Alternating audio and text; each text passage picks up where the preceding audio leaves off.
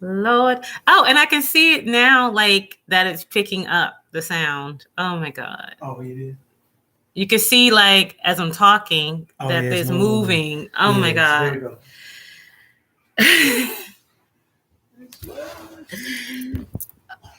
This is crazy. Hey guys, I finally figured it out. Teamwork makes the dream work. Yeah. Did you check and make sure you can hear me? I think it's. Yeah, but just make sure, because we done tried this, like, this the third time we're trying to go live. If you can hear me, let me know, because it's been an eventful night. It's been an eventful night working on this. Just go to my page.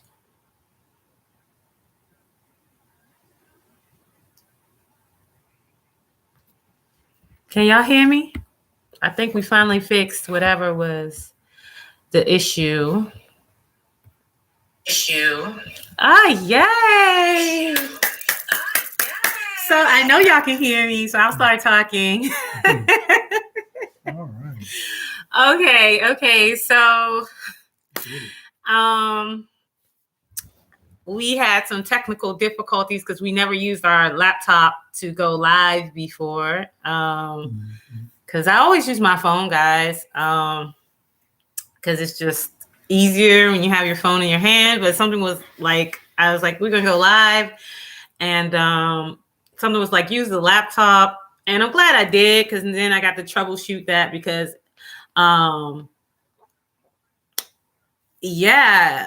we literally just went through a whole little thing trying to figure out what the issue was. But we wanted to just hop on and talk real quick, and it actually took more time trying to figure out what was wrong with this silly sound issue.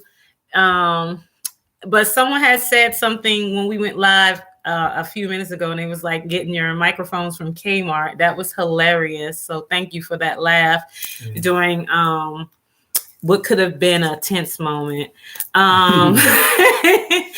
But yeah, it was just something that we like troubleshooted from the internet and figured it out. From YouTube, yeah. Like somebody else had the same laptop we had and had the same issue around their microphone not working. And we went, and that was easy. But we wanted to come and holler at y'all. Yeah. How y'all doing? Going on. So I hopped on the other day and I talked about why I began my yoga practice. And y'all know I've been practicing yoga for 6, almost 7 years now. Kenny, how long have you been practicing yoga? Oh, don't be all just going with the number. Let's say 10, 15. Yeah, it's about 15 years. 15 years. Yeah, so Kenny is the more senior yogi. As far as the practice is concerned, he's been practicing longer than I have. We met because of yoga. You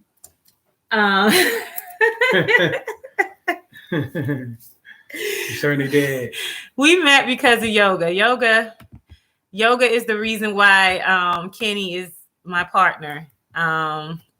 So just know that is it still working? Just know that you can meet people in the places where you like to be. Indeed. So Kenny's been practicing for about 15 years. Why did you start practicing yoga, Kenny? Well, for me, it was a source of healing some trauma. To make a long story longer, but healing trauma for me. At the time, I needed the meditation, I needed the relaxation, I needed the discipline that came with it. Okay. You know what I mean? So the meditation, the stretching, I was searching for balance. Right, because we don't see a lot of because I'm a yogi, I see a lot of Black men practicing yoga, but I know it's a small fraction of Black men compared to other spaces. It is. So what, as a Black man practicing yoga, like, how did you get over the hump of like going from doing something that is not normally seen as for us, and also being a man, and then your yoga is a little even different than my yoga, which mine is more sensual, embodied yoga, and yours is nude yoga. Yeah.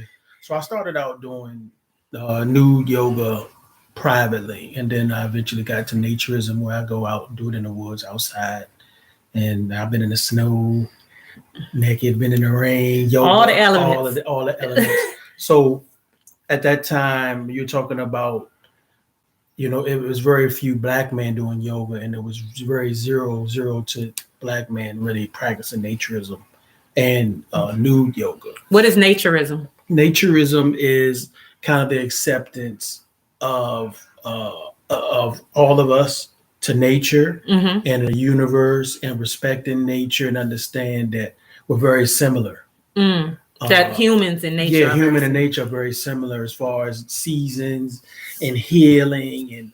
And, sometimes, people might notice the hair on their arms change at different times of the year, or different things of that, and leaves and things like that. It's always going on. It's always a germination process. It's always a healing process going on. And that's what nature is. Right. You know what I mean? The leaves fall, germinate the earth, and then the next thing you know, the trees are coming up and the flowers are coming up. And when things happen to us, your body kicks in the same way. So yoga and the naturism for me was the best way to get in tune with that. All of us have those gifts, but to be able to be calm in situations, and people, are not really calm in traffic, and hard days at work, and and sometimes people like have a rough day at work, and they just accept that this is just how this day is going to be. Right. But it doesn't have to be like that, because you can change those things right here by slowing your breath, by saying calm, like, I'm going to get through this. I've been through this before, and I'm going to get through it today. Right. So it's like, another thing to go back to real quick is my trauma, unhealed trauma at the time, led to a panic attack disorder. Right. So that was one of the things that really helped me, the yoga. You know what I mean? Deep breathing. And it got to the point where every day I was doing deep breathing, even when I didn't need to do it. You know what I mean? So it's just taking the time and visualizing the breath going down my body to my feet and back up slowly, and out my nose, visualizing it. And it got to the point where if I got excited about something, and like I'm already calming myself down, and I'm just enjoying the beauty of breath. Right. You know what I'm saying? So it got to the point where I can really just dead any of that stuff before it even manifests in my head. Right. I'm panicking or whatever. So you're talking about a course of many years ago, and instill things from that I keep every day.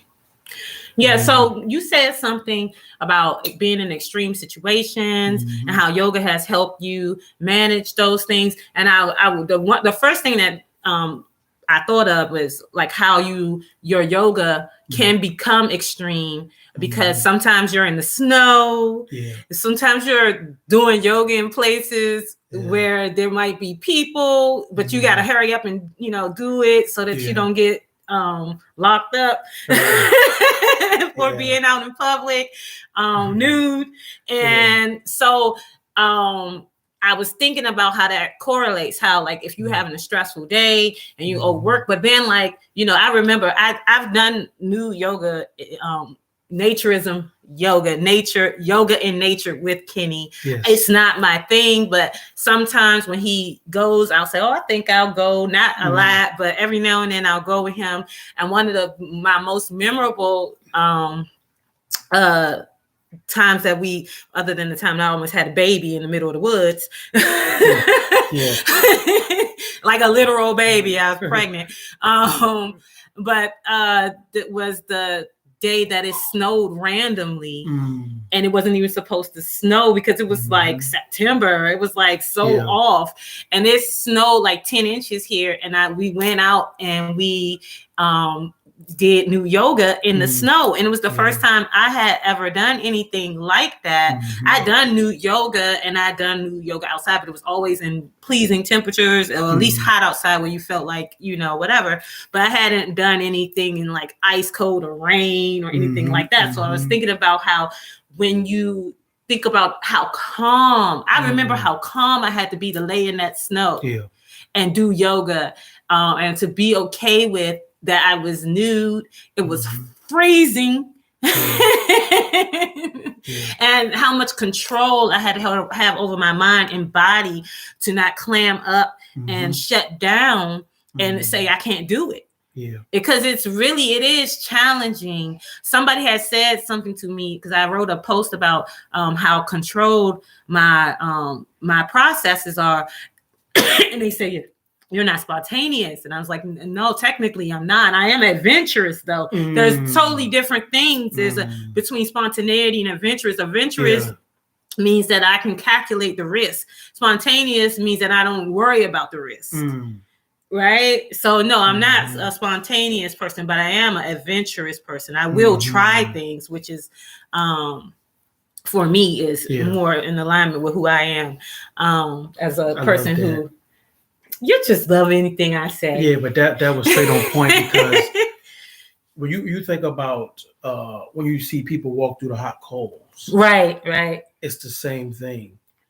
You're being 100% in the moment that you're in. Right. You're not thinking about the elements. You're not thinking about how cold it is. Right. You're not thinking about, oh, this is crazy. I can't believe I'm doing this. Right. You're just in absolute moment, and you should be in absolute moment in everything that you do. Yeah. Love, sex, eating, especially sex. Yeah, because you know what I mean. You really, really should. And it's one of those things where, the first time that I went out there in the snow like that, and it was very deep, and I went out there and I, got undressed and everything, and I walked a good distance away from my clothes, and you gotta hit that with that, babe. What? It's not touch. Oh, go ahead. I'm just trying to see if anybody said anything. Right click. And you you're not thinking about you're 100% in the moment. So I wasn't thinking about how cold I was. I was just thinking about the beauty of how everything looked, and it was so pretty out there, and it's a beautiful quiet, you know what I mean, out there when you're in the elements by yourself. And we're near a pretty major city. Yeah. And being really major. Yeah, DC's a big city. Yeah, and it's a small city, but it has a big city feel. And right. It's a whole lot of weird, goofy energy. Definitely a lot of weird, goofy ass energy that out here. Comes with the nation's capital. But anyway, you know what I mean? So going out there and doing that for the first time, and what you said was right on point. Not thinking about exactly how crazy that was, and people always say, why do you do that? Well, why, you know what I mean? And I'm like, why not? Because I believe you should, if you're already taking off your clothes, then I don't want to get too far. No, go ahead say what you're already taking your clothes off to have sex and to bathe. You're really not, and people talk about being positive, body positive. That starts with you alone first. And you looking at yourself, and I look good. you look good. What I mean? I might have some things I want to change about myself. You know what I'm saying? But through the blessings, I'll have time to do those things. But right now, I feel good, and if I do this, I'll feel good then too. Right. You know what I mean? So yeah. So we met because of yoga. Because at the time we met, we were coming around the bend before this big black yoga explosion. True. It was literally, I want to say it was probably a less than 25, 30 well-known black, maybe less than that, maybe 10 well-known black yogis online at the time when we came into this yoga space, came into our, to the Instagram yoga space. We actually met on the gram. We actually met on the gram. So we met on the gram. He was this super nature yogi person, and I was over here doing yoga, minding my business. Mm-hmm. And he followed me. And on Instagram, when somebody follows you, just like on here, you can see their little picture. And his picture was a Black man in nature doing a yoga pose. And I was like, what is he doing? Okay, yeah. Something just in me wanted to know, like, why is this you? Is this you in this picture? And he was like, yeah. And I was like, okay, you're doing yoga. And he was like, yeah. And I was like, outside. And he was like, yeah. And I was like, naked. You're doing yoga outside naked. And he was like, yeah. And I was like, okay, I need to know more about this person because I had not met anyone like him. I've been so you can see the questions. Go ahead. It should be showing right here. That's what I don't understand because it was earlier. I hadn't been in the yoga space. Most of the people who I met that were yogis were women. All the people I knew who were yogis were women. I only knew one male yogi in 2013. There were no male yogis, and if they were, they weren't Black. Yeah. So at first that was the biggest thing. Was like, yo, it's a Black man doing yoga. And I knew what yoga had started doing for me. I knew how yoga had advanced all these concepts that I had in my head that I had been studying and looking at. I'd done a lot of healing work, and yoga was like the missing link to a lot of the healing work I was doing. It like exploded. They can't see you, babe. Okay, sorry. It like exploded. Let me move over. It like exploded my space, like my mental space. Like I had been, of course, y'all know I do the crystals. I've been doing crystals. I've been into so many types of metaphysical spaces. All my friends were psychics, tarot readers, all types of spaces that I was in, where I was constantly in spaces where people were doing things that were elevating their mental space and doing things that were healing themselves, and were tapping into higher spiritual spaces. And once I hit yoga, it was like all the stuff that I had been trying to understand and like put into play in my life, like really started rolling. Like it was like a carpet that had been like tightly wound, and it just like opened up in front of me, and I just had to walk. I just began to walk it. And every day that I got up and I got into my practice, I started understanding more and more the things that I had been reading, that I had been, because I have a big brain. I'm very bookish. I read a lot. Oh, you figured it out. You're so smart. I read a lot, and I had all these concepts of things. And honestly, once I started practicing the asanas, it's like I could hear the things that I had been reading over and over again. Like they were sinking down into not just my brain, but like into my beingness. Like I could be those things. Like I could understand those things. It changed my total perspective on how I was looking at the world, and it made me challenge myself and challenge the ideals that I had been carrying up to that point. And there's a part of yoga. Oh, I see somebody ask a question. I'm gonna answer We got a couple there, Billy. I'm gonna answer these questions in a second. Yeah, please. No, let's ask these questions now because this is funny. All right, much love to you both. Okay, let's see. I couldn't see the questions at first, y'all. I wasn't ignoring y'all. Peace to A Sims. Thank you guys. Yes, thank you. Love y'all too. It says much love to you both from Texas. If you're taking questions, would it be better to start yoga on my own or with a class? That's the first one. Well, you want me? We can both answer that. I think, and then it says, "Do it have to be butt naked and ashy like Kenny?" Maybe I'll get some shea butter. But look, No, don't take no shea butter out in the woods. Oh, You yeah, get ate up. He do not wear no lotion or nothing outside. Them mosquitoes will tear you up. And everything. But I'm gonna tell you, it's good. You know, when I first started with I started on YouTube. Right. I recommend Rodney Yee. He has a lot of videos on. See, you just named a name I didn't know. Yeah, Rodney Yee. I recommend Bowie. Look up Rodney Yee. He has a 5-minute a morning yoga and an evening yoga. The evening yoga is done by a lady named Susan. I can't think of her last name. But Rodney Yee is a good place to start as far as beginning. You know what I'm saying? So once you do that, it'd be good. It's good to start by yourself to get comfortable. Sometime in a class, depending on if it's a big class.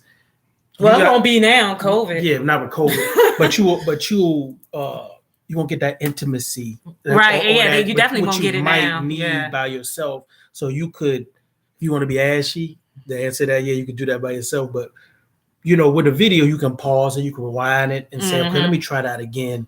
And just getting comfortable with yourself before you go out into class. Because if you decide to do that, and we're both certified now, but I started out on YouTube and then I got a lot of support in my naturism journey on Instagram with Renee Watkins and a whole lot of people at the time. Yeah, who have new yoga practices. It was a Cosmic Girl Yogini at the time. Yeah, she wasn't even on it. I'm talking, and these are people. Crystal Tantric Yogi. Yeah, Crystal, you're talking about some real people that when I was, like Billy Bowie, I was asking questions the same way before I got out there and felt confident of getting up on my own. But it's just a start. And that's the most important part is getting on there. I agree with everything Kenny said. Start with YouTube because you can stop and start it. You can see how your body is responding to certain things. A lot of times we get in yoga classes and we want to keep up with the whole entire class. So we're looking around and comparing our bodies, comparing ourselves to other people in the class. Yeah. And a lot of times, a lot of people who go to yoga classes, that's their life. That's what they do. Yeah. Like the rare person that drops into a yoga class, you can't really, worry about what the other people doing in the class. Or the third option that Kenny didn't say, other than finding YouTube yogis or Instagram yogis, book a session with somebody you feel comfortable with. Like book a session, because then you get a one-on-one perspective, and that person can help you adjust your body. They can see where your alignment is off. They can help you move properly and tell you, okay, when you do Warrior One, you're slumping in the front and you need to move your core towards the middle and straighten your arms. And they can see where your body is out of alignment. So that honestly helps a lot. I have really good friends that were yoga teachers before I was a yoga teacher. So I could always hop in go to one of their classes and get realigned.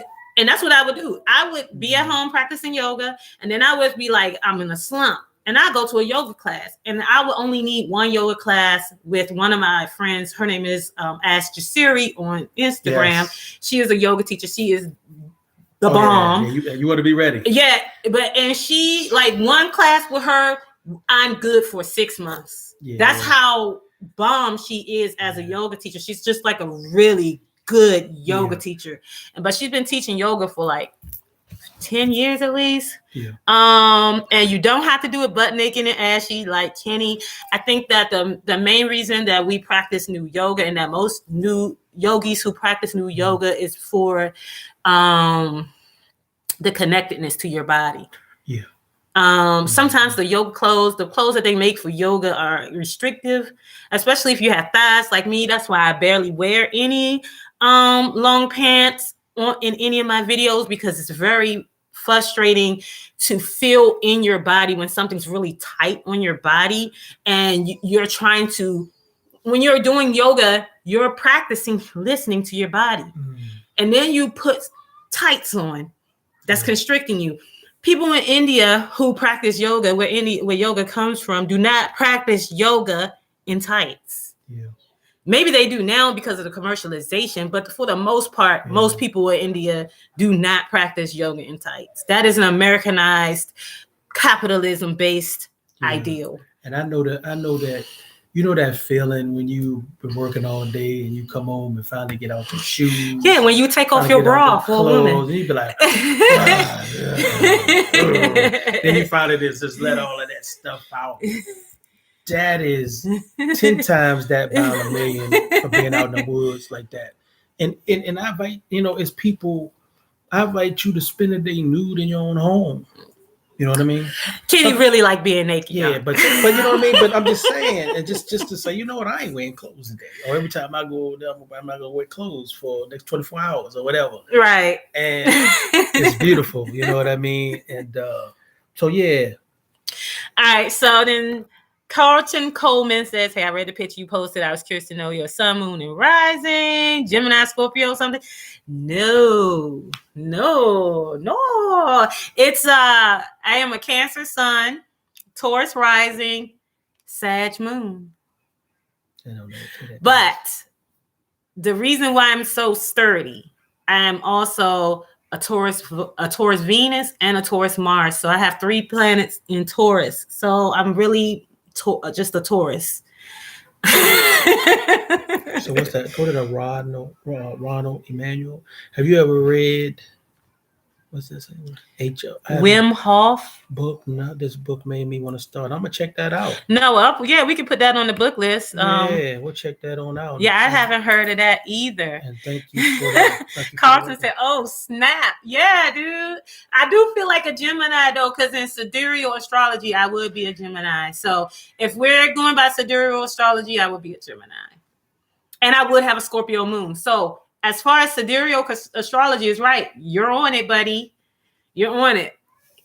I try to subscribe to the sidereal chart this year. I actually, because it do feel like more me, but I've been on the tropical chart for so long. I can't get my mind. And I don't want to be a Gemini. And I don't want to be a Gemini.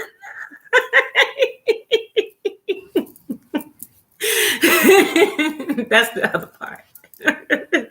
Geminis are interesting. Let me see what else. What's that say? Queen of the South. Where? Queen of the South. Zoha, I love your channel. Oh, hey, Queen. Is Zoha's husband? I think she's saying hi to you. Like hi. Oh, hey.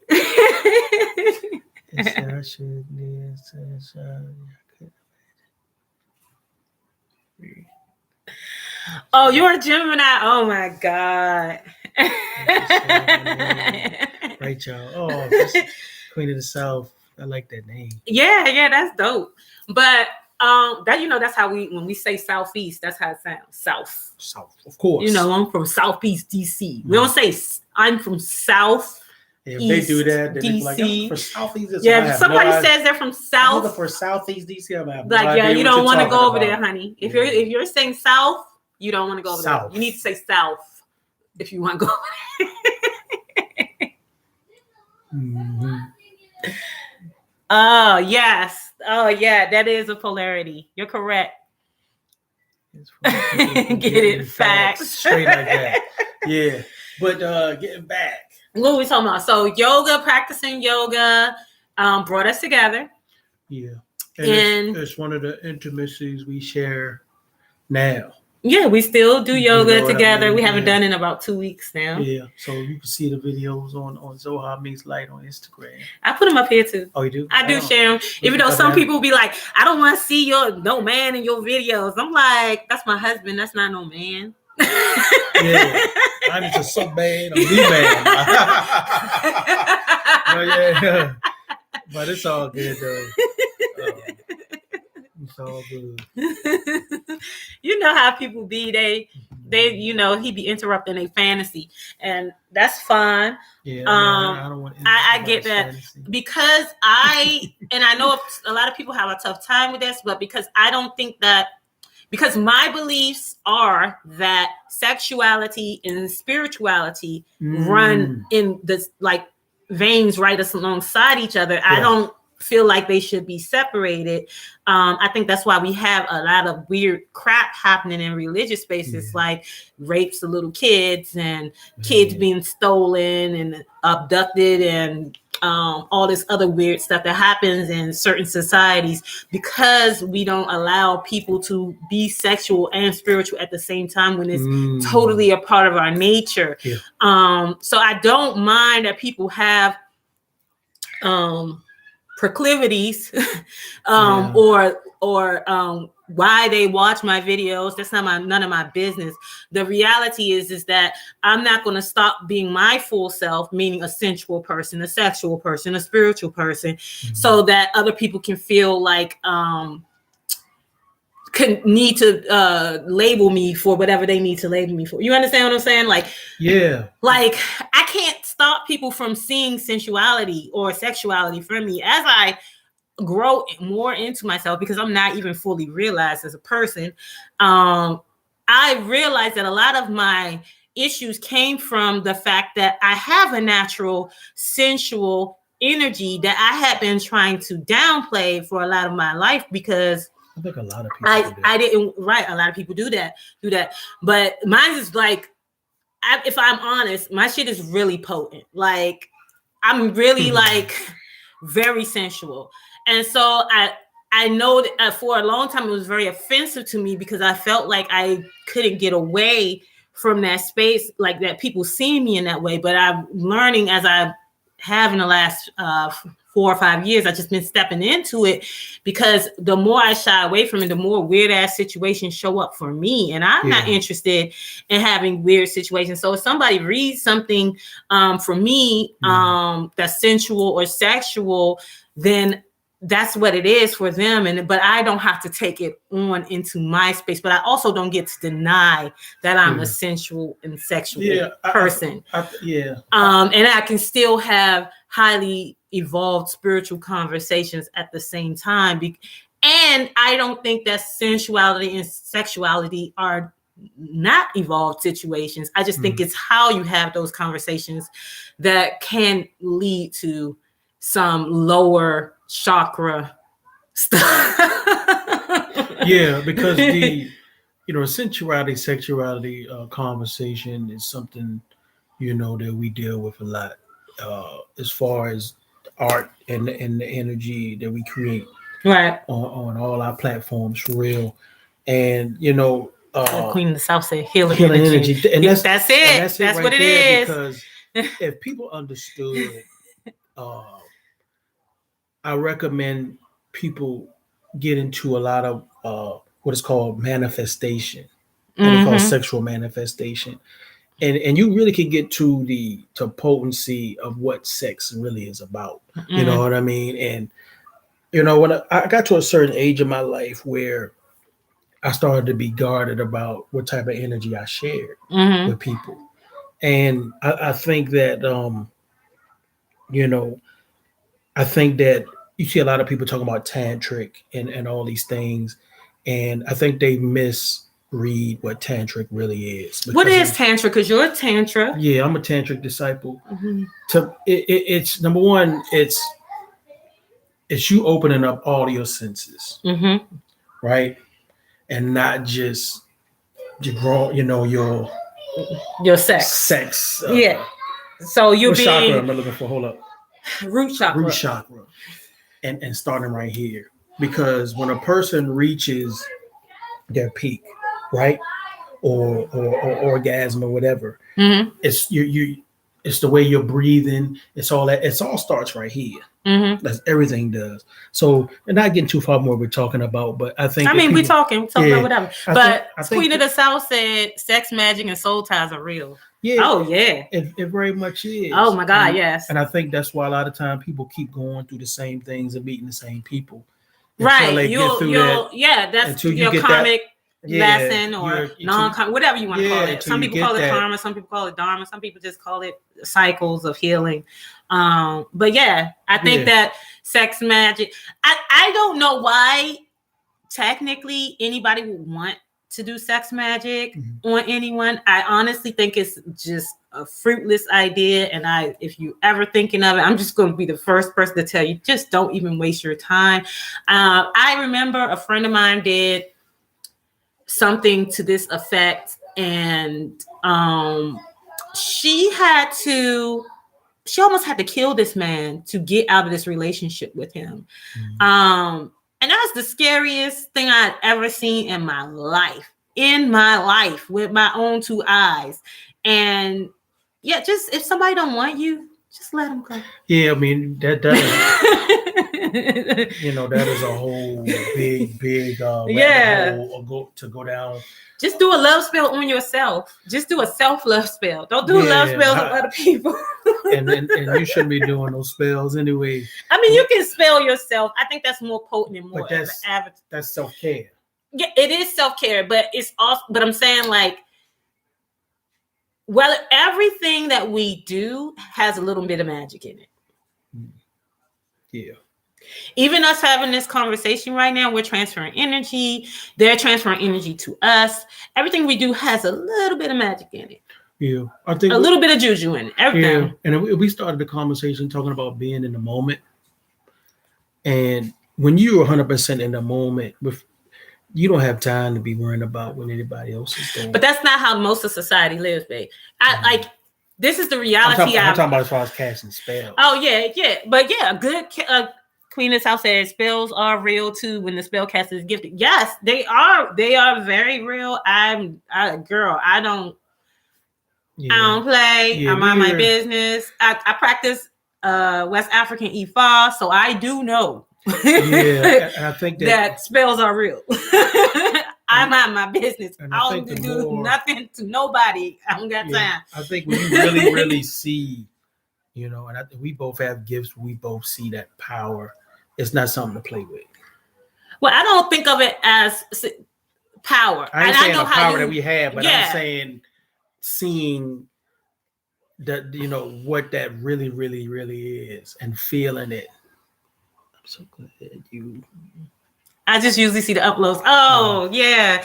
So, yeah, I think that, okay, so we all have various and I have a hard time, even though I did a video about a week ago and I put it up about all the times I've been engaged with spirit. I like to say spirit, and I'll say, and a lot of people will say ghost or dead people, but I don't like to call people ghosts. I don't like to say stuff like that because they, spirit is real. You can touch it, you can talk to it, you can see it.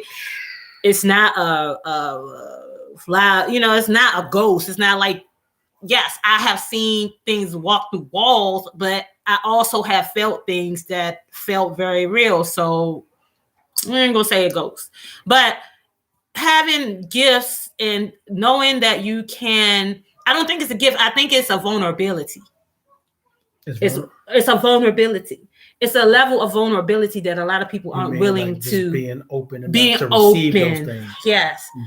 Yeah. It's a level of vulnerability that a lot of people aren't available in a way. And I really think it's something you have to grow into, because a lot of things that could be scary to somebody who's not ready. I mean, it's scary to me. Yeah. I mean, yeah. When I don't want it, when I don't feel like it, if I don't feel like this conversation just going all over the place, it's going But yeah, when I don't feel like seeing spirits, it's like, damn, this is intrusive. But I have gotten to the point where I can say I'm not interested, or I don't want to deal with. This is not what I want to do with my time, and I know how to turn it off, right? But yes, if you don't know that you have that option, if you don't know that you can opt out of an experience, then yeah, that's pretty fucking freaky. Yeah. Definitely. Y'all getting deep. Let's bring it back. Yeah, let's rein it back in. Let's go back to yoga. Everything else. All right, so me and Kenny are really he's a Pisces, y'all. So we both water signs. And he has a Cancer moon. So he's watery. But the other problem, the biggest problem is he's an Aries rising. That's the biggest problem. I don't know what that means. That means patience is my virtue. Yeah.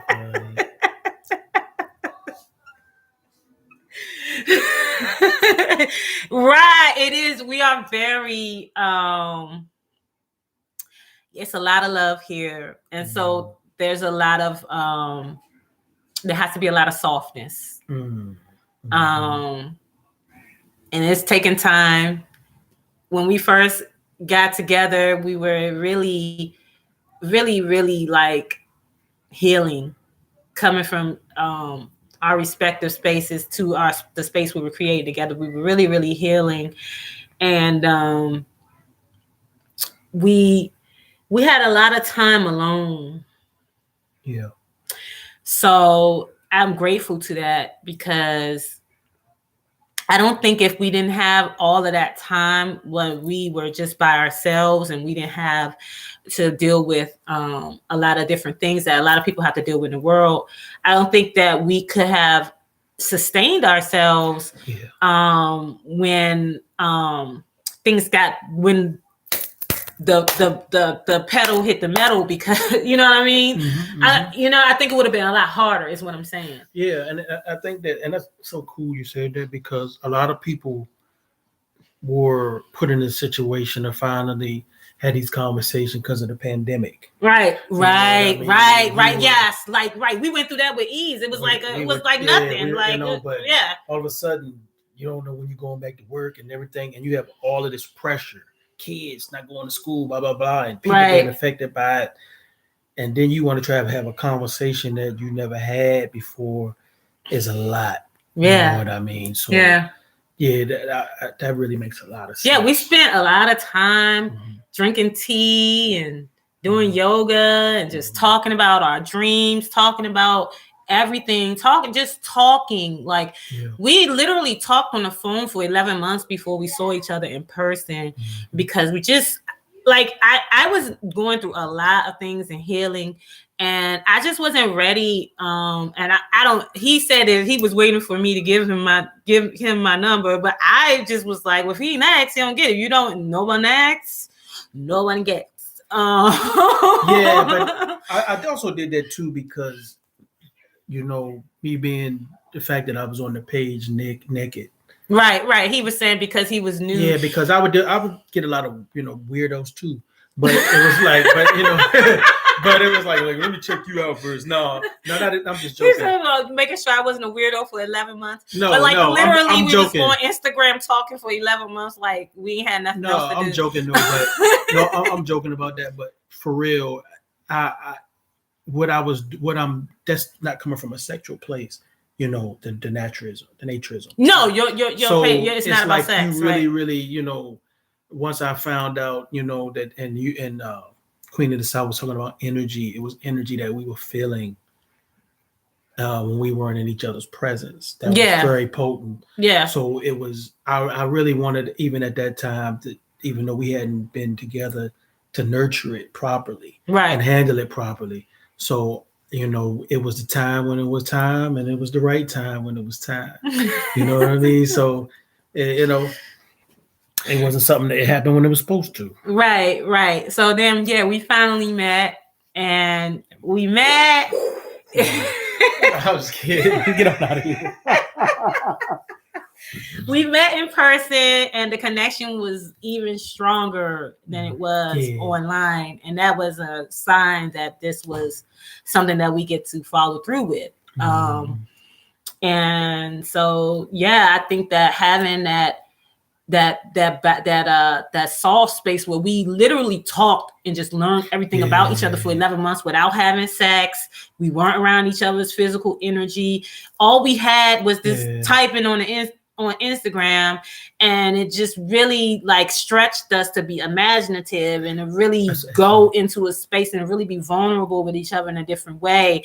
And so then once we saw each other, we was so much intimacy already created. It was natural. It was natural. It was already there. Yeah.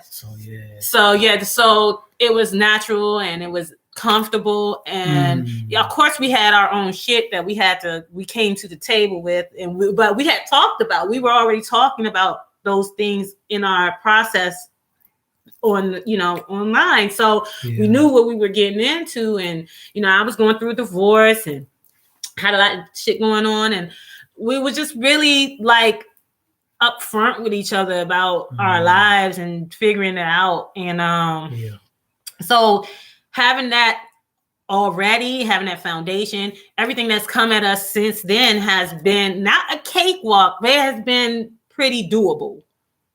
What happened? I was reading the question. Your first experience being active in your life. 13 MK Boulevard gave me nightmares for a week. Oh, wow. First experience, spirit being. Oh, man. I can tell you, it happened to me. I'm going to say the first time, because I'm 50. So he's 50. He had to say that. I'm 50. He's 50. So, I mean, I got to really go to bed. No, but it happened to me a while back, actually in Georgetown. Which is creepy and haunted as hell. But it happened more regularly for me because I work on Capitol Hill, and I was seeing stuff pretty regularly there.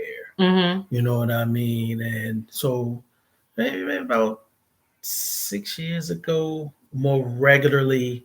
And then when I first realized what it was, then I was able to go back in my mind and say, you know what, that's what that was that I saw, or blah, blah, blah, when it didn't make sense at the time. You know what I mean? But, it's one of those things that,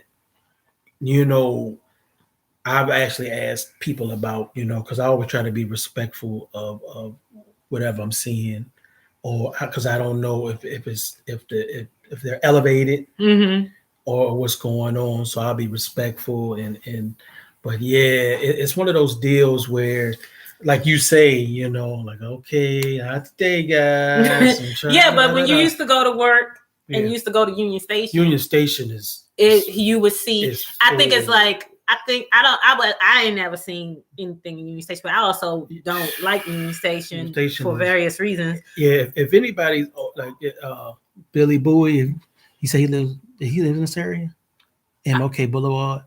But yeah, if anybody that Union Station is really, really full of a lot of different energies, and you'll see stuff a lot if you're open to it there.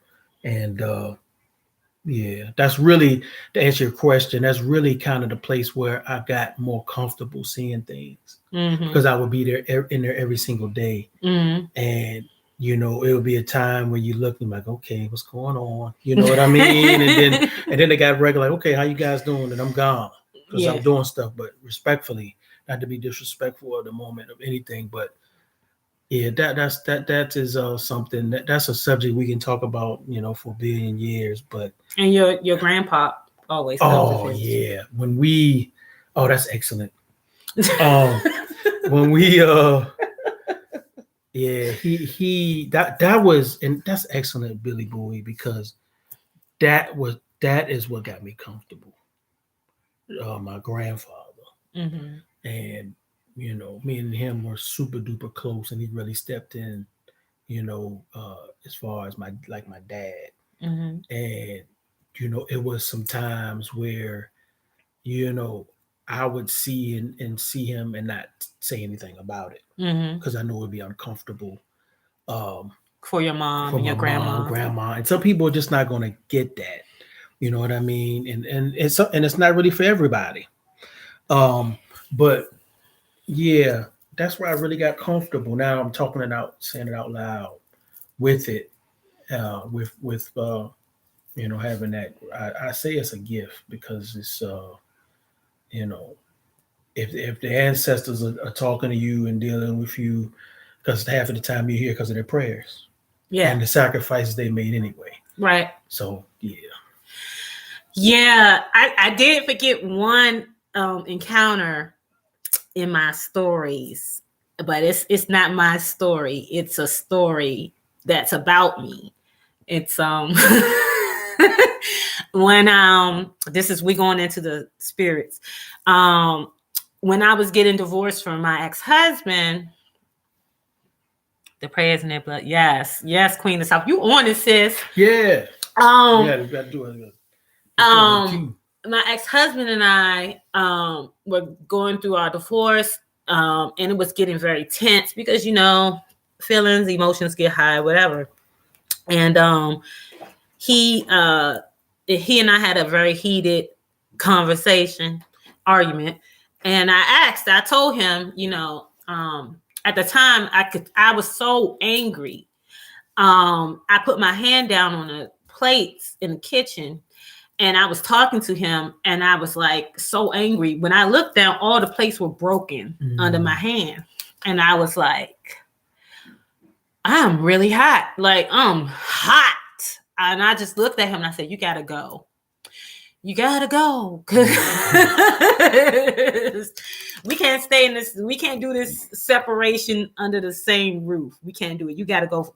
We had another house. You gotta go to that other house. And he was like, I ain't going nowhere. You know how people get.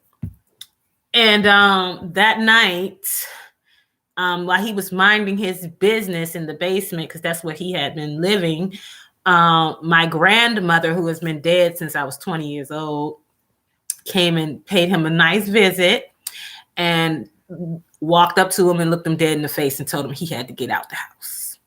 He moved the next day. I came downstairs. He was all packed up. He said, yeah, your grandma came and told me. I got to get out. Gotta shake right away. I got to get that fuck out of here. And I was like, thank God. Yeah. Thank God for spirit. Oh, yeah. Thank God for spirit, because your girl would be in jail. Because that's where we was headed. We was headed to the we had exhausted our ability to be kind to one another. Well, he had exhausted his ability to be kind to me, and I was teetering on the brink of not being able to maintain my kindness in the face of his indifference and anger and frustration. Yeah. So yeah, spirit is amazing beingness. Yeah. Yeah. Right. Some spirits are harder. Yes. We are being cared for and care. We have things to do here. Mm-hmm. All of us have a function. Some of our functions would not be perceived as good by the greater world, and some of our functions would be perceived as good. I think, as someone who practices West African Ifa, I know that it takes everything in order to make something, to make it all work, for all of us to come together. Whenever I'm praying, I'm praying for my highest and greatest good, and I'm praying for people who do not want my highest and greatest good. I'm praying that they release themselves from that type of pain, that they don't hold on to jealousy, anger, hate, frustration, because it makes them sick. It controls their life. And I remember being in pain. I remember when I was in pain like that, when I was in so much pain that my only existence was pain, and I wanted other people to be in pain too, because I was in a lot of pain. Pray for your enemies and those who spiritually use you. This says Cypress said my ex was stepped by my ancestor. He stepped like around me. I know that's right. Wow. Yeah, look. Like people say, my people don't play with me. Play about me. They don't play about me, because I do my work. I take them their offerings. I do everything I'm supposed to do. Yeah. They know I love them. I cherish. I come from a long line of women who had to do what the fuck they had to do. And it ain't always look pretty. It didn't always match. You know how people say match your panties with your drawers. The panties and drawers ain't always match. It ain't always match. And to the outside world, these women would not be acceptable. My great grandmama was a bootlegger. Man, her bootlegging turned my grandmother into a drunk at 13. That curse led my mama to become a drug addict, which got to me and had to be stopped. Yeah. We can only see what we're willing to see. Yeah. Are they beautiful women? Fierce. The fiercest. My mother will rip a lion's head off. My grandmother, you don't even want to know Mabel. Like when she was alive, I used to be like, yes, grandma. Like whatever she said, yes, grandma, yes. Yeah. She ain't playing no. Everything about me is her. Like I am her reincarnated. Like some people be like, I'm my mother. No, I'm my grandmother. I look like my mother, but I'm my grandmother. Because Mabel ain't playing no games. Sweet as pie, but it'll take you right out. David Jones. But you know what? We were talking about this one day, and we talk about this in our prayers. You know, people talk about legacy, and first thing you think of legacy, most people think of money. And I want to be this, but legacy also can be you being the one that break a generational curse, or you being the one to follow your dreams. Yeah, so it'd be like, and you start, or you being the one to have a healthy relationship, right? And somebody sees your relationship and and they manifest and go from there. So you know, I think people, especially now, you know, everybody had their brakes pulled up and emergency brakes pulled up and it's parked. Oh, we about to get them pulled up again. Yeah, because of this pandemic. Because we ain't done. Yeah, so we about to be pandemic part 2. Yeah, so good God, we started this conversation, you know, with basically talking about well-being, and I think that is a good milestone. You know, people started talking about starting yoga practices and things like that.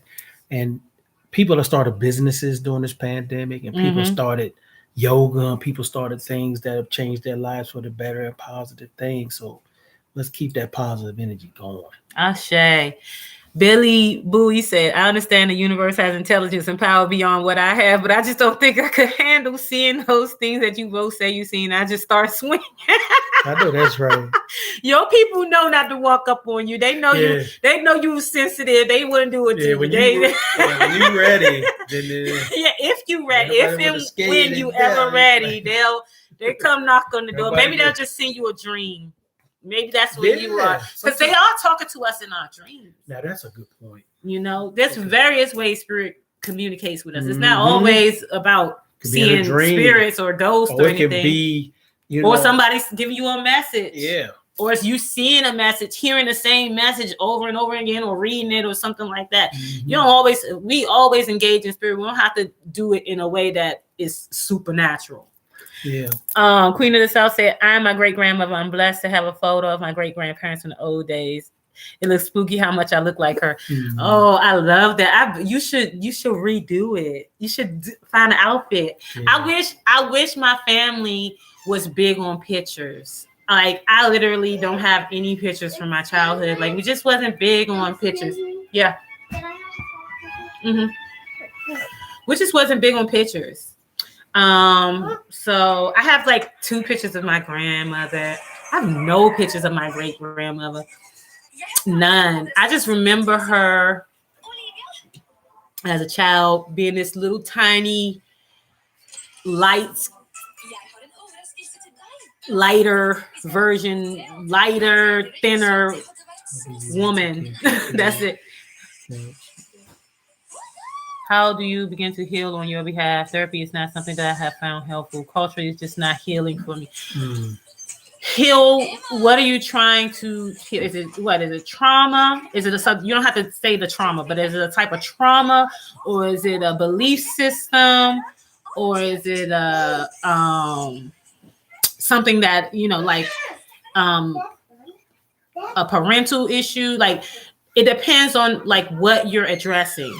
Yeah, it's Journaling helps. Journaling helps for certain things.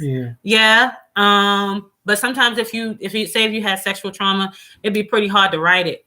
Yeah. The first time. Okay. So for trauma, what I usually do with clients who have certain types of trauma, I get them to a point where they're ready to talk about, like, to just do a timeline of their trauma. Mm-hmm. That's the first thing I do with clients. I actually work with women who have had traumatic experiences and are ready to do the healing work around it. So the first thing I do is get them, once they come to me, they are ready. They know they're ready to deal with their trauma. I get them to do a timeline of their trauma. You do a timeline of your trauma. PT, oh my gosh, yes. I was in foster care too, so I understand what you're saying. Yeah. Well, you know, complex PTSD. Okay.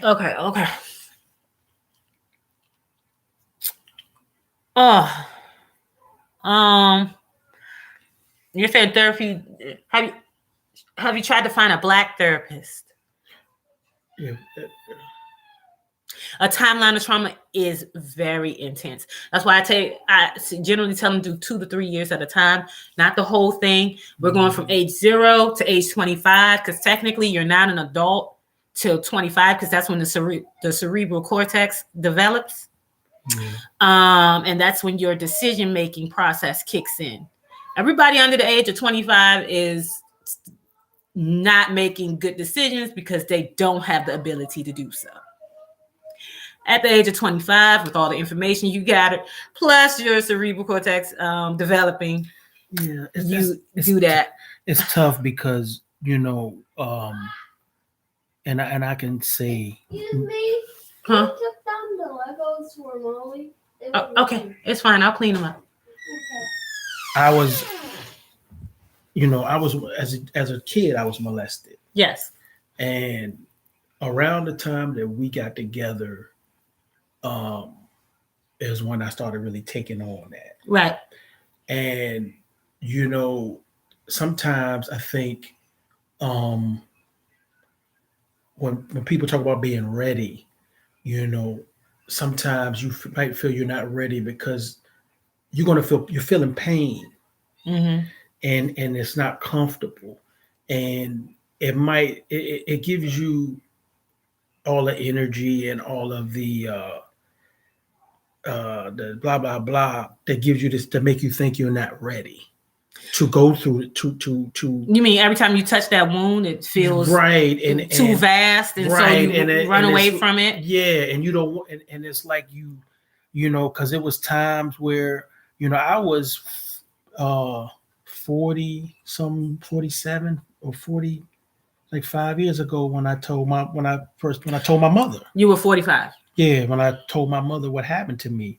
So it was one of them deals where me going through the uncomfortable process of telling my mom that, and already have dealt and stepped away from the fact of how she was going to feel. I immediately told her, I'm not blaming you. Right. You know what I mean? And this is what happened to me, and it's no fault of what you did or what was going on at the time. But dealing with stuff as a kid and childhood trauma, you know, that's just super duper hard. And yeah, I would say if you can find a Black therapist. I'm gonna say the things that helped me, because I grew up in foster care. I was abducted at age 14 for a year and brutally abused and raped. So I had a fair amount of trauma. But a Black therapist, these are the things that helped me. A Black therapist. Support groups were women like me, girls like me, who had, when I was a teenager, I did a lot of support groups for girls who had been raped, abused, tons. And I went in and out of spaces until I found a space that was comfortable for me, and I stayed there. I had a lot of therapy. I literally was in therapy until I was 38. So I was in a lot of therapy. The The main thing I would say is finding people who have stories like yours, not so y'all can replay the stories, but so you can have the compassion. Yeah. I think that's what really helped me through a lot of it, was the compassion level that I was able to access with other people who were similar to me, because I can tell my story to someone who hasn't been through it. And the first thing they're going to say is, if they are not a compassionate person, well, how did that happen? What made you do this? They're questioning you. They're putting you in a box and forcing you into a corner, and all the things that you've already done to yourself after this terrible circumstance has befallen you. I already had all these questions to myself. Why did I go in the house? What was I thinking? What did I think was going to happen? I know how people are. Da, da, da, da, da. I had already done that to myself. So finding a space where you're an adult now, finding a space with women who have had similar trauma as you, and not just so you can talk about the stories. People are going to talk about the stories, but the compassion level needs to be a space where you can share your story and you can get them out in a way that is productive. And it's not just regurgitating and having someone who's listening to you who has not experienced what you experienced, don't understand where you're coming from, and B, don't understand what it means to be abused in a certain type of a way. And oh yeah, they saying what I was saying. Yeah.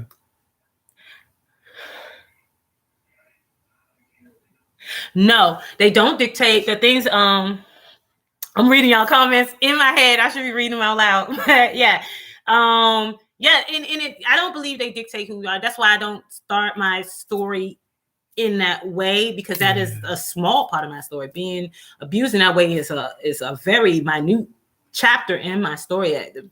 The ways that I've exhibited humanity are so much greater than that small bit. But I think that the way that you starve the story is to get it out and to tell it so many times that you don't even have to tell it anymore. You have to kind of like starve it in a way. You have to make it I don't even feel connected to this shit anymore. Like, you done said it so many times. Like I have said I've been abducted and raped so many times. It's almost not that I'm associated with it, but it's not me. That was my 14-year-old self. That happened to my small girl. It happened to her. I do work with her. I do things that she used to like to do when I feel like I'm caged in certain situations, especially, if some man has some weird energy, like, and I feel that weird energy and it's similar to that energy that I was in at that time, I'm definitely, I'm take care of my little girl, because I wouldn't feel this if she wasn't still in need of some support. Yeah. And the key thing is not to give up, because when I first went to the first therapist that I went to was just trying to give me medicine and get me on, Prozac, and get me on all these pills and stuff, and didn't really, get into my story. So I'm going to describe it, blah, blah, blah, and here you go. And, the key thing is not to give up. Right. You know what I mean? Because it was during that time where I started to get into holistic medicine and holistic living and meditation and yoga and all the things that are really a staple. Right. Because yoga and movement, actually yoga helps release trapped trauma. That's why I'm such a big advocate of it. And a lot of Black people, but especially Black women that I met, have a lot of trapped trauma. And mostly it's in our hips and in our bellies. That's why we have the highest rate of, what do you call those things that you get in your womb? Fibroids. That's why we have all the fibroids that you can think of, is because we're stressed the hell out. We're carrying around all this trauma in our wounds from things that happened to us. And we got to get that out with movement. Talking about it does help, but you need a, what you call that? A lot of different activities. And like Roger and me is saying, right. You do any other therapeutic like massage, Reiki, Lomi, any other therapeutic practitioners that help move energy out of your body. Like, and if you had a lot of trauma, you should be invested in those. A lot of people think massage is about luxury. It's about healing. Yeah. It's about moving that trapped energy. A lot of energy in our back and in our shoulders is about the weight we carry through the world, the stress, the worry, and all of that stuff. Like, we need to be more invested in those things, not just because it's luxurious, but because it's going to help us. Chiropractors, all of those alternative, holistic things that a lot of people think are luxury are actually necessary.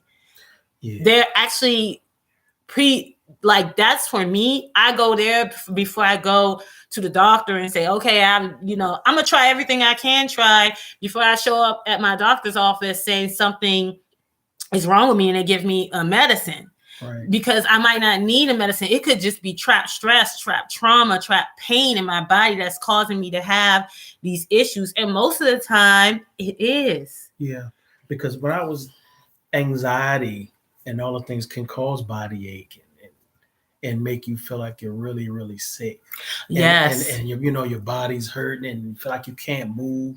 That's why when people go to the hospital and go different places, and when there's places where they're trying to get healing out of you, certain colors you see, you know what I mean? And certain pictures on the wall and everything, because they know it's going to take some of you to want to get on up out of there too.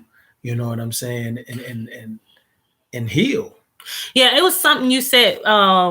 Cypress said in heavy menstruation, yes, Black women have heavy menstruation, more miscarriages. All that stuff is because of trauma. All that stuff all that stuff comes from trauma. All that stuff that happens in our wombs and our comes from trauma. It really does. A lot of people don't realize the first time they had sex was actually a traumatic event. A lot of us weren't even taught what sex was and how to experience sex. Yeah, we went into it like nervous, and you got some fumbling teenagers trying to do something they don't even understand. You don't want them to know how to do, and they acting like they do. When I think about the first time that I consented to sex, I think, what the fuck was that? Whoa, that sounds so. It honestly, my whole mission in life is to make sure my daughters and my son do not experience their first experience in such a dark hole of no idea about their bodies, no idea about what they like, just trying to do something because everybody else is doing it or you're feeling pressured. It's just so weird. Yeah, I think that's one of the things that is in this big information age that is causing people to have these conversations with these kids a little earlier, because you can't hide it now. The internet is you know what I mean, and the music and everything is so sexually charged up that you got to have those conversations. But that's what sells. Like, it's not, but it's not on purpose. You know what I mean? But it's also the lens of sex how we teach sex, how we talk about sex. So if you talk about sex like it's negative and it's bad and it's something, then of course it has this taboo energy and it makes you like, ooh, what's that? Like da da da da. Like even the apple, right? So, but that's how we treat it. You know what I mean? But as somebody who used to be a sex educator and I literally used to talk about penis and vagina all day long.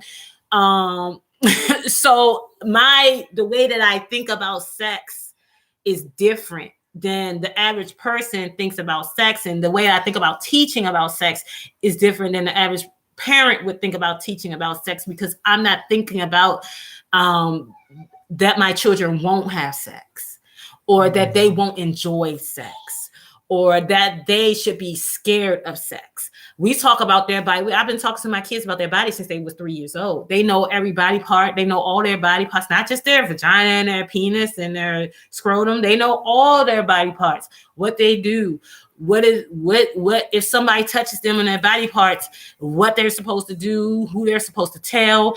If somebody makes them feel weird or weird energy, they know all this stuff. Like if you're around someone and you feel uncomfortable, I talk to them about all these things all the time. Things that my mom never talked to me about, never explained to me all, I was told, oh, don't go have sex. Don't be a fast ass. Don't that. And it was the farthest thing from my mind. But once you start talking about it in this way, that's like so taboo and fucked up, you're basically introducing this taboo energy to your child. You're introducing this energy that's going to harm your child to your child. And so, of course, they're going to walk right into a situation.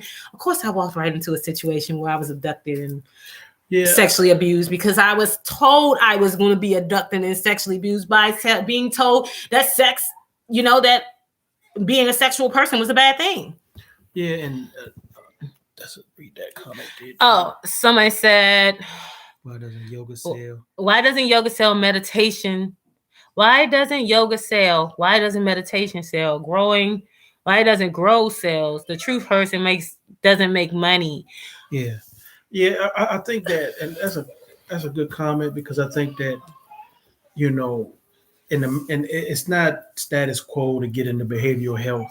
It's not like something that everybody talks about and wants to do. I think in this generation, it's gotten better. But going back, I remember when I was going back to the sex conversation, I remember all of those movies that were out, like when I was coming up, like Porky's and all of. Oh yeah, all of those movies was about young dudes trying to get laid. You know what I mean? You're right. All of them were. You're right. And it was like, if I don't get sex, I'm gonna die. And then dudes actually say that on the movies. Revenge of the Nerds and all that stuff. Everything was about getting so. And those little programs and stuff, that makes a difference, and it makes people jump out there and get in situations that they later regret.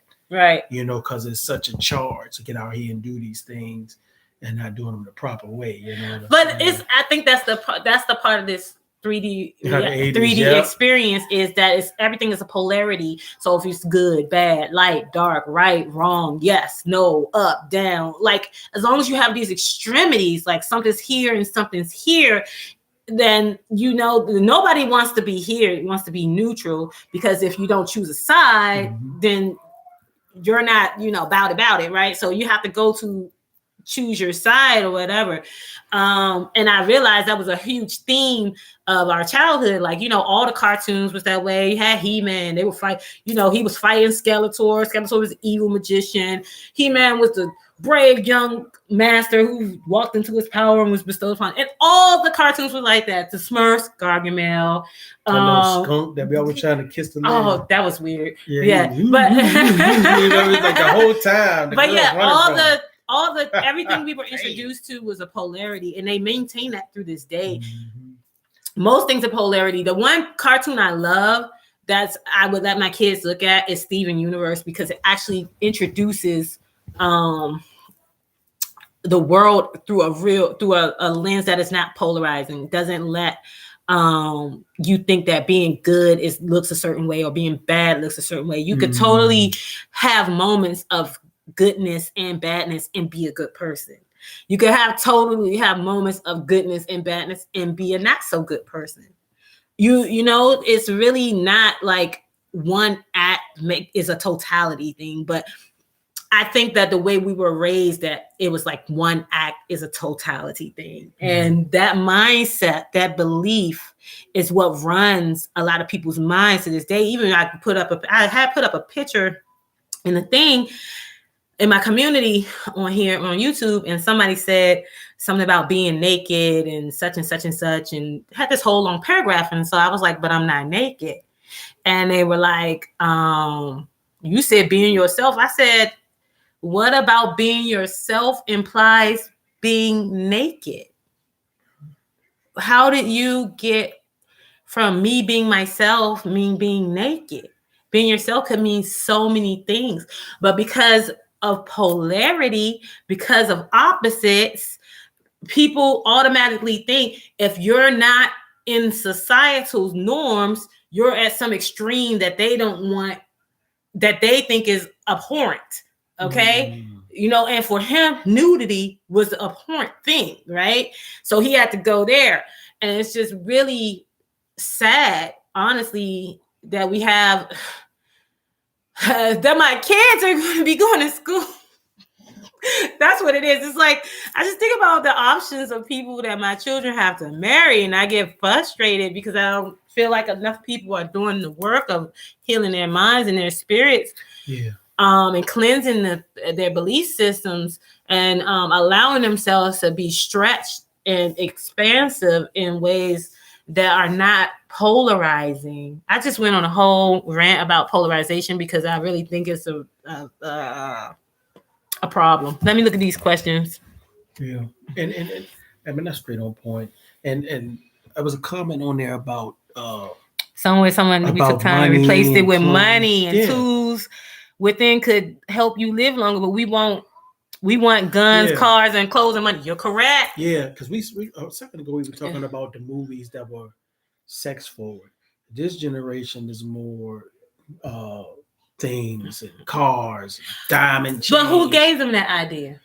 I'm not saying I'm saying who runs that? We're generation. Well, I think Generation X. Generation X runs the world right now. But you know, I think if you look at the way music was, right? And I was looking at something about this earlier. You had the whole movement, Public Enemy, and blah blah blah, right? And X Clan, and all these positive groups, right? And where they at? Then you had wait a minute, you had NWA, then you had that whole movement of where they were talking about Africa, they were talking about being whole. That's also polarizing, right? And then you had that mix up where it started going down to the drug dealer, now rapper, which is pretty much what's dominated the music scene. Yeah, that's what we at. So, so now this stuff, instead of people getting into things in the biggest information age we've ever had. Everybody's walking around this is the age of Aquarius. It's going to be like that. So all the knowledge in the world. Right. And everything you used to have to go to the library. Encyclopedia, right. Well, you can pick up your phone and say how much water is in my town, and it's going to repeat it back to you. You don't have to even type it, right, or even know how to read. I mean, really. So, yeah, and I think more than ever, all of that stuff is being pushed on our kids even more. That you gotta have this, you gotta have money, diamonds, da da da da, and I think that's the difference in the generation now. That all that material stuff is just being pushed as success. As success, right? That the measurement of what you own and have is a measurement of your success. Right. You have to prove that you are. Yes, drug use is a rapper straight like that. Because the drug use is the rapper, just like a generational curse. Y'all are really violent. Yeah, because that's a good point. Because now they talk about sadly is looked down upon when you're kind of a free thinker and necessary. Percocets and taking all of these. Yeah. These wild hallucinogenic drugs. I mean, they're not even doing that. They're just drinking cough syrup and killing themselves. But that's a whole nother. Yeah, that's a big rabbit hole. It's a whole nother thing that as someone who grew up in a home with a drug addict, me and drugs ain't friends. And I know a lot of people think because of the concepts that I talk about that I use drugs, that I even smoke. I don't even smoke weed. It's just not my thing. I can't do it. This is natural. This is how I act every day, all day. This is how I am. I don't need drugs. But maybe my mama had enough angel dust in her system when I was being procreated that I still am downloading some of that, the reefer 44 years later. Yeah. They talk about crack babies, but angel dust babies is special. We here. No, but so what we got? So how did you overcome trauma? I don't think it's an overcome. I think it's a daily thing. There's like if you think about your healing process, like a onion or a circle, right, with infinite layers, right? You have infinite layers to everything in your life. I realized that maybe when I was 25, I was at the outer layer, right? Where everything was like, as soon as somebody would do something that reminded me of trauma, it was very visceral.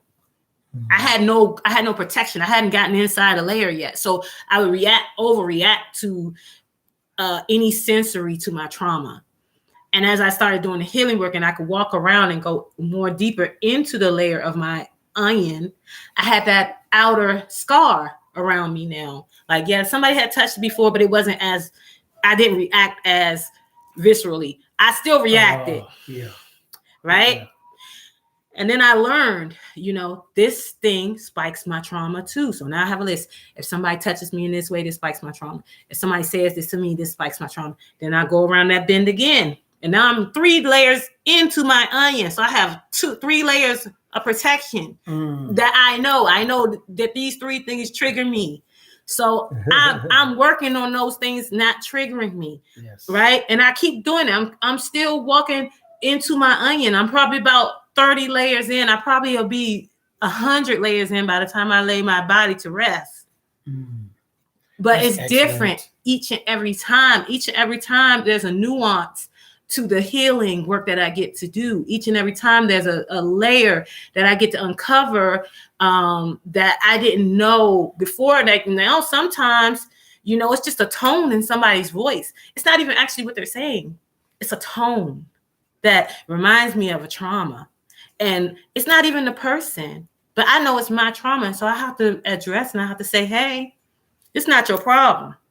Yeah. But if you want to continue to have a relationship with me, this is what I'm healing through. And the way that your tone is when you say things to me takes which exacerbates my trauma. Yeah. And if you're invested in my healing, I'm not telling you how to be, but I need you to be aware of your tone with me. Right. And then if that person can't do that, they can't be in my life in a certain kind of a way. There are people who can't, they can't be in my life in a certain kind of way because they don't respect my boundaries. That's a boundary for me. So we don't have a deep layered relationship. We have an outside layer relationship. And that's how I treat people. I treat people, based on how they respect me and my boundaries, and they respect, and I respect them and their boundaries and their space.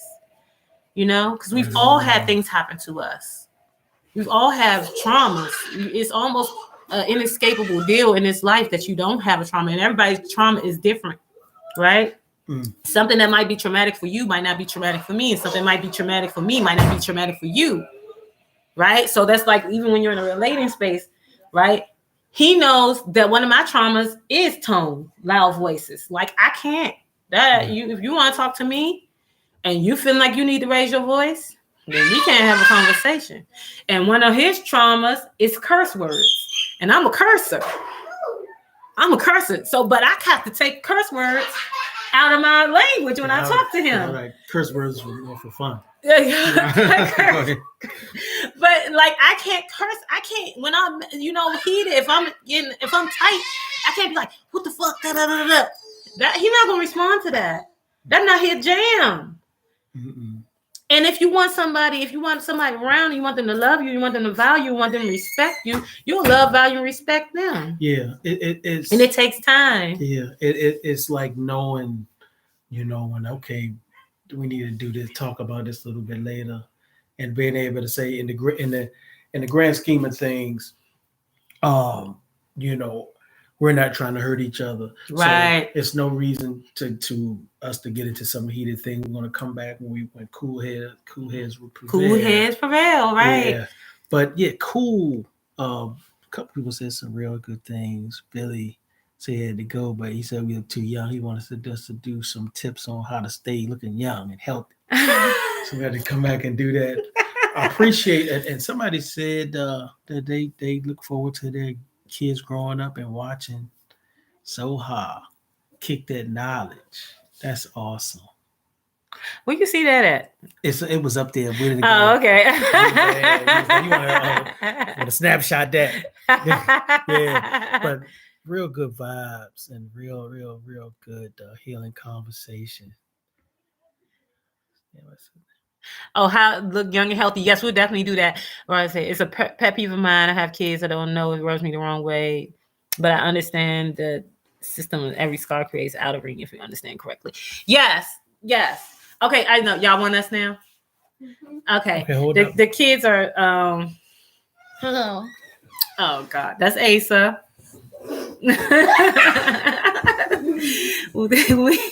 we have 3 littles. They've been real good. I didn't realize we've been on here for an hour and a half. So bring it home. But so yeah, we're gonna come back and we'll do another live probably later this week. Since y'all enjoyed this, that's Aziza. And we just appreciate y'all. Yeah, really. We appreciate y'all for We didn't plan spending on this time with being on us. air this long. No, but this was a good conversation. and It'll be people- up. and the good energy, and people kept it going.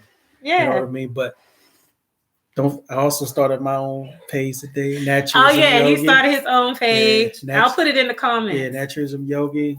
When I'll be explaining the deeper journey.